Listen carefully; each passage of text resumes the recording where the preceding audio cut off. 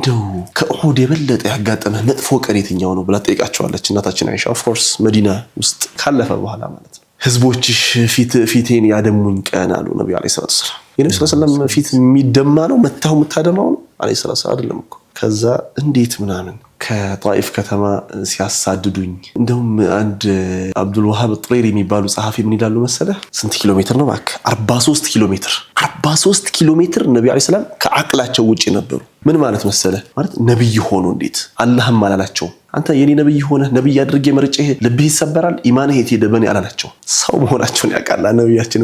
43 ኪሎ ሜትር ቀርነ ሰዓሊብ የሚባል ቦታ እስክደርስ ድረስ አልለቃሁም ይላሉ። ወክ ያረጉ በእግራቸው ማለት ነው። በከዘራ ደም በደም ሆኖ ማለት ነው። ከዘይድ ጋር ከዛ ቀርነ ሰዓሊብ ላይ ስደርስ ጅብሪል ደመና ውስጥ ሆኖ ታየኝ ይላሉ። የሙሐመድ ህዝቦችህ ለአንተ ያሉትን ነገር አላህ Subhanahu Wa Ta'ala ሰምቷል። ከዛስ አንተ ኢማን የለህም በአላህ ላይ አላላቸው። ሙሐመድ ሆይ ይሄው እዚህ አብሮኝ የመለኩል ጂባል አለ የተራሮች መላእክት አለ እዘዘው ይፈለከው አላህ ተቆጥቷል ማለት ነው። ዲ ነብዩ ተመተውበት አላህ እንዴት ነው የማይቆጣው? እንዴት ነው የማይከለክልላቸው? እዘዘው ይፈለከው ምናምን አላው ጅብሪል ማለት ነው አላቸው ነብያችን ሰለላሁ ዐለይሂ ወሰለም።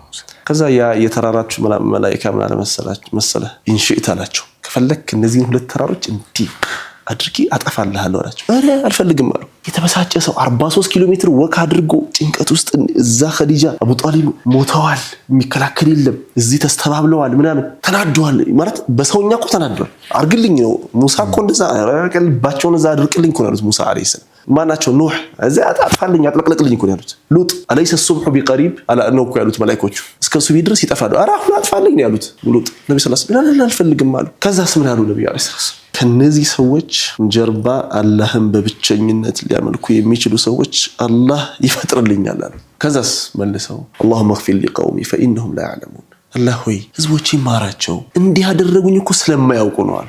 ይሄ ቀን በጣም ያዘንኩበት ቀን ነው አሉ ነብዩ አለይሂ ሰላቱ ወሰለም።